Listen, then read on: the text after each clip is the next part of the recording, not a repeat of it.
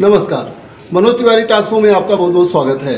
आज मेरे साथ जौनपुर के मल्हनी विधानसभा में हो रहे उपचुनाव में समाजवादी पार्टी के प्रत्याशी लकी यादव जी हैं। लकी यादव जी पूर्व मंत्री पारसनाथ जी के लड़के हैं। पारसनाथ जी की मृत्यु के बाद ये सीट खाली हुई है, उनको टिकट समाजवादी पार्टी ने दिया है। समाजवादी पार्टी के लिए मल्हनी विधानसभा इस तरह महत्वपूर्ण है कि 2017 में मुलायम सिंह यादव जी ने प्रचार केवल 2 सीट पे किया था, उसमें एक मल्हनी थी जहां उन्होंने पारसनाथ यादव जी के लिए वोट मांगा था। आज उनके लड़के लकी यादव जी मेरे साथ में हैं, उनसे मैं मल्हनी विधानसभा के बारे में बातचीत करता हूँ। लकी जी, आपका मेरे टॉक शो में बहुत बहुत स्वागत है। सबसे पहले तो ये जानना चाहते हैं कि जिस तरीके से आप गाँव-गाँव टहल रहे हैं, अब आपको लगता है पिताजी की कितनी बड़ी जिम्मेदारी आपके ऊपर आ गई है? अब तो सबके ऊपर जब माँ और बाप नहीं रहते तो लड़के के ऊपर से अगर सर हाथ हट जाता है मम्मी और पापा का, तो सारी जिम्मेदारी लड़के के ऊपर आ जाती है।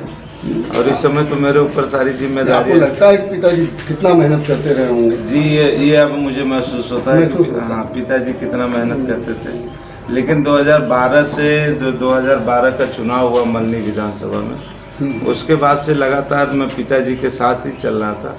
कुछ जगह पिताजी वो कर रहे थे, कुछ जगह मैं भी कर रहा था, ऐसा नहीं था। लेकिन हाँ, मतलब पहले से पॉलिटिक्स में रहे हैं, लेकिन अब तो चुनाव की जिम्मेदारी है। हाँ, चुनाव। अच्छा है कि आप बीजेपी प्रत्याशी से लड़ रहे हैं या निर्दलीय प्रत्याशी धनंजय सिंह से आपकी टक्कर है? जी, मैं ये किसी को टक्कर नहीं दे रहा हूँ, लोग मुझसे टक्कर ले रहे हैं, मैं किसी को टक्कर नहीं दे रहा हूँ, इतना आप विश्वास करिए।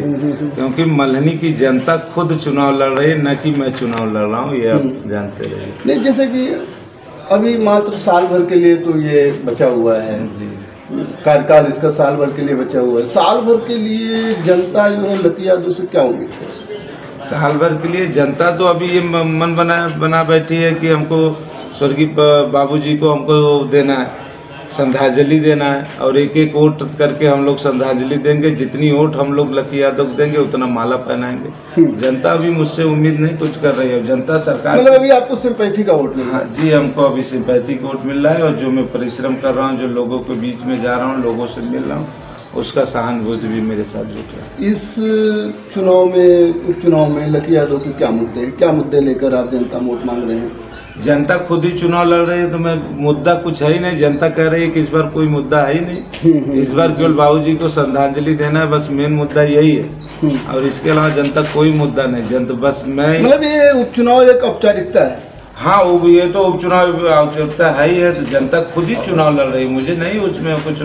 आपको लगता है कि ये उपचुनाव जो प्रदेश में हो रहे हैं, ये एक अलग तस्वीर 2022 की प्रस्तुत करेंगे? हाँ जी, जरूर करेगा। 2022 में राष्ट्रीय अध्यक्ष हमारे नेता आदरणीय राष्ट्रीय अध्यक्ष जी अखिलेश यादव जी को 2022 में हम लोग को मुख्यमंत्री बनाना है, और जनता ने मन बना चुकी है बेकब। पूरा आप टहल रहे होंगे, आपको पता चल रहा होगा, जनता बखूबी मन बना चुकी है कि 2022 में ऐसी सरकार को हम लोग हटाना है। लेकिन खासकर इस मल्हनी विधानसभा की जनता तो खासकर एकदम मन बना चुकी है कि किसी भी हाल में हम मल्हनी जीतेंगे, इसमें कोई रोक नहीं सकता। और जनता चुनाव लड़ रही है, मल्हनी की जनता चुनाव लड़ रही है। विधायक बनने के बाद लकी यादव का पहला काम क्या होगा? विधायक बनने के बाद अभी तो कुछ ऐसा है नहीं, लेकिन जो पिताजी के जो छूटे हुए कार्य हैं, जो सड़कें जहाँ पे हैंड पाइप उन्होंने सूची बनाई थी, कुछ सड़क की उन्होंने सूची बनाई थी, अगर ये मौका हमको मिलेगा तो सबसे पहला काम वही है।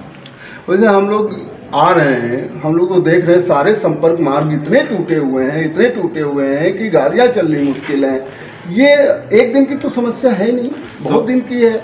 आपके पिताजी भी बहुत अच्छे पदों पर रहे हैं, तो क्या वजह रहेगी अभी तक कंप्लीट नहीं हो पाया? ऐसा नहीं है, आप समाजवादी सरकार में आए होते तो आप देखे होते किस तरह जब पिताजी मंत्री थे। 3.5 साल हो गया भारतीय जनता पार्टी की सरकार बनाई है। यहाँ की जनता से आप जिस रोड से आए, आप बक्सा से चलकर तेजी बाजार तक और फिर इसके आगे तक लोहिंदा तक जाएंगे, जनता से आप पूछिए क्या समाजवादी सरकार में ये रोड सही थी कि नहीं थी? समाजवादी सरकार में ही रोड बनी थी। आपके स्वर्गीय पिताजी 21,210 वोट से चुनाव जीते थे 17 के। हाँ, 2017 पिछला चुनाव। इस फासले को आप कुछ घटाए बढ़ाएंगे? बढ़ेगा, जनता बढ़ाएगी, इसमें आप विश्वास रखिए। आप विश्वास, जनता बढ़ाएगी, जनता मन बना चुकी है। जनता तो इस बार कह रही 50,000 से नीचे हम लोग जीतेंगे नहीं। अच्छा नेताजी, एक चीज़ बताइए, क्षेत्र में हम लोग सर्वे कर रहे हैं, लोग कह रहे हैं कि आप में और धनंजय में लड़ाई है। ये मनोज सिंह और जयप्रकाश दुबे और एक मिश्रा जी हैं, गुरु जी, ये तीनों लोग किस रूप में रहेंगे फिर? मैं किसी का नाम नहीं ले सकता, लेकिन मेरी लड़ाई में ये मानता हूँ कि सेकंड नंबर पे मेरे पीछे जो भी चल रहा है वो भाजपा के लोग चल रहा है। मेरी लड़ाई में निर्दल उर्दल को कुछ नहीं जानता, निर्दल कौन है। लड़ रहे होंगे निर्दल अपना जीरो से स्टार्ट करके, लेकिन भारतीय जनता पार्टी से मेरे पीछे चल रही है। भारतीय जनता पार्टी प्रत्याशी बारे में कहा जाता है वो क्षेत्रीय नहीं है, और निर्दल प्रत्याशी क्षेत्रीय में रहे हैं और जो कई बार उन्होंने चुनाव भी जीते। अब तो ये तो है कि अब तो भारतीय जनता पार्टी राष्ट्रीय पार्टी है, वो किसी को भी लड़ा सकती है, उसके लिए तो मैं कुछ बोल नहीं सकता। आज कोरोना का संकट चल रहा है और आप जनता से मिल रहे हैं, क्या क्या ध्यान रख रहे हैं? हर चीज़ का सोशल डिस्टेंसिंग का ध्यान रख रहा हूँ। फिर इसके बाद मैं जनता से मिलने के बाद जैसे ही मैं गाड़ी में बैठता हूँ सैनिटाइजर से अपना हाथ धुलता हूँ, फिर हर चीज़ व्यवस्था करके ही चलता हूँ। ऐसा नहीं है कि कोरोना इस महामारी को चलते मैं कोई लापरवाही। चुनाव प्रचार में कोई दिक्कत तो नहीं आ रही है? चुनाव प्रचार में मेरी दिक्कत शासन प्रशासन के लोग मेरे ऊपर दिक्कत। हाँ, ये सवाल है मेरा। ये कहा जाता है। जी मैं कह रहा हूँ, आपसे बता रहा हूँ, आप अभी क्षेत्र से निकलेंगे, जिस रास्ते से आप निकलेंगे आप देखिएगा, कल मेरे ऊपर सुनने में आ रहा है, अभी तो मुझे जानकारी तो ही नहीं है, अभी मुझे सुनने में आ रहा है कल सराय खाजा थाना में मेरे ऊपर FIR हुआ, लेकिन ये हमको दिखाया गया कि बिजली के पोल पे मेरा स्टिकर लगा हुआ था। लेकिन मैं ये कहना चाहता हूँ शासन प्रशासन के लोगों से, क्या बस भारतीय जनता पार्टी के लोगों का स्टिकर तो चुनाव आयोग में शिकायत गई होगी? चुनाव आयोग में शिकायत गई, लेकिन ये प्रशासन के दबाव में ऐसा मेरे साथ किया जा रहा है। भारतीय जनता पार्टी के प्रत्याशी का लगा हुआ है, उस पर जय निषाद राज के जिंदाबाद के नारे लिखे हैं। क्यों उनके खिलाफ प्रशासन ने नहीं किया ऐसा? अच्छा, क्यों अकेले मुझे परेशान किया जा रहा है? मेरे कार्यालय पे गाड़ियां खड़ी थी, उसको सीज कर दिया गया। सवाल यही है, कहा जाता है कि जिसकी सरकार रहती है उपचुनाव में जो है उसको शासन प्रशासन सहयोग करता है, क्या मल्हनी में वैसा दिख रहा है? प्रशासन तो कर ही रहा है, प्रशासन तो भाजपा के प्रत्याशी की मदद कर ही रहा है। और खासकर तो हमारे यहाँ के DM आदरणीय DM महोदय जी, वो तो इस तरह जैसे सभी प्रधानों को और कोटेदारों को हड़का रहे हैं, धमका रहे हैं, कितना वोट हमको चाहिए किसी भी हाल में। मैंने ये शिकायत चुनाव आयोग को किया है, लेकिन अब अगर मुझे तो ये लग रहा है कि अगर DM साहब रहेंगे तो निष्पक्ष चुनाव नहीं हो सकता। तो आपको क्या लगता है, चुनाव आयोग से आपने शिकायत की कि DM को हटाना चाहिए? जी हाँ, बिल्कुल मैंने चुनाव आयोग से शिकायत की है, DM कप्तान को हटाना चाहिए। जिस तरह ये लोग काम कर रहे हैं, कोटेदारों को, प्रधानों को, जो मेरे खासकर समाजवादी के लोग हैं, उनको धमकाया चमकाया जा रहा है कि नहीं अगर आप ऐसा काम नहीं करोगे तो आपके खिलाफ ऐसी कार्रवाई होगी। ये धमका चमका कि ये लोगों करना चाहते हैं शासन प्रशासन के लोग, लेकिन जनता इसको मानने के लिए नहीं तैयार है। कुछ भी कर ले, इस बार तो जनता लड़ रही है मल्हनी में चुनाव। तो 2022 में फिर आप लड़ेंगे? हाँ, 2022 में मैं लड़ूंगा। अभी तो ये जितना आप देखेंगे ना, सब कुछ सब पिताजी के लोग हैं। अच्छा लकी जी, एक चीज और आप बताइए, मल्हनी विधानसभा की जो जनता है उसकी आज मुख्य समस्या क्या है? मल्हनी की जनता की जो मुख्य समस्या है, खासकर जब समाजवादी की सरकार थी, हम लोग लगातार निरंतर पिताजी प्रयास करते थे, क्योंकि मल्हनी विधानसभा 3 नदियों के बीच में है। मल्हनी विधानसभा से 3 नदियां बहती हैं।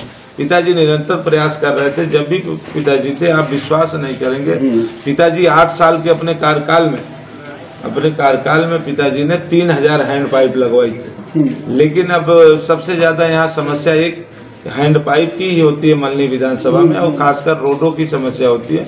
लेकिन जब समाजवादी पिताजी निरंतर प्रयास कर रहे थे, जब से 8 साल 5 साल समाजवादी की गवर्नमेंट थी, फिर इसके बाद 3 साल पिताजी विधायक थे, प्रयास लगातार कर रहे हैं। अब जो भी है, अब आप प्रयास तो किया ही जा रहा है लगातार। अच्छा, आपको लगता है कि एक विधायक पूरे विधानसभा समस्या समाप्त कर सकता है, या विधायक निधि इतनी पर्याप्त होती है?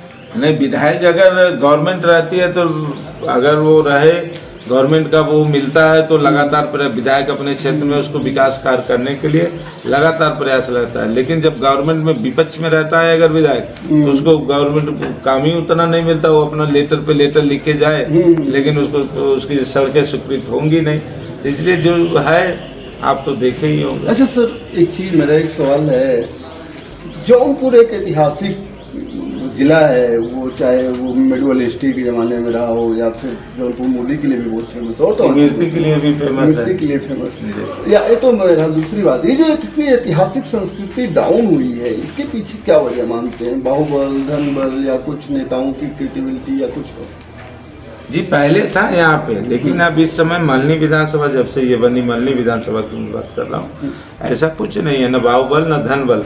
यहाँ जनता खुद अपना निर्णय करती है और जनता ने 2 बार पिताजी को, आप देखे भी होंगे 2012 के चुनाव में पिताजी को करीब 32,000 के लमसम पे वोटों से जिताया था। फिर इसके बाद 2017 में जब पिताजी 2012 से यहाँ लड़ने आए तब हम लोग को लिए ये नई विधानसभा थी और नई विधानसभा बनी हुई थी उस समय मल्हनी सुपर सीमेंट से चेंज होके।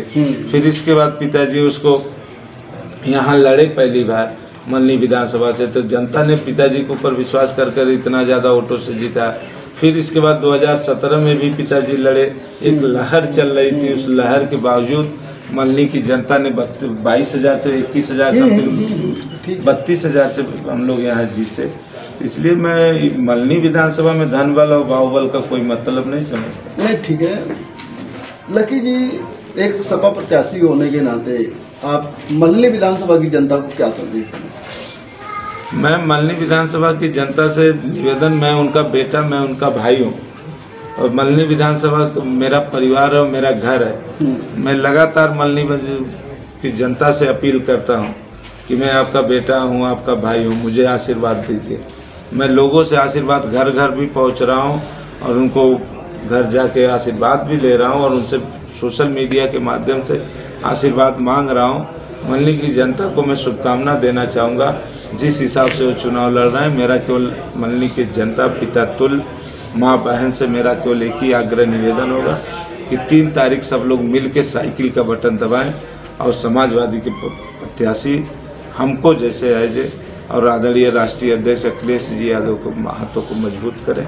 यही मेरा संदेश होगा और दशहरे की सबको हार्दिक शुभकामना और बधाई होगी। धन्यवाद। लकी जी आप हमारे टॉक शो में भाग लिए, समय दिए, इसके लिए आपको बहुत बहुत धन्यवाद। जैसा कि आपने देखा हमारे साथ समाजवादी पार्टी के मल्हनी उपचुनाव के प्रत्याशी लकी यादव जी थे। लकी यादव जी का कहना है कि वे नहीं, जनता चुनाव लड़ रही है और जनता एक एक वोट देके इनके पिताजी को श्रद्धांजलि देगी और जनता भारी मतों से इनको चुनाव जिताएगी। मल्हनी विधानसभा की जो भी समस्याएं हैं उसको समय समय पर इन्होंने सॉल्व करने का वायदा किया है और लकी यादव का कहना है कि इस बार जनता चुनाव लड़ रही, 2022 में वो खुद लड़ेंगे। आगे भी हम आपको ऐसे ही जनप्रतिनिधियों से मुलाकात करवाते रहेंगे। दीजिए मनोज तिवारी की इजाज़त, देखते रहिए मनोज तिवारी टॉक।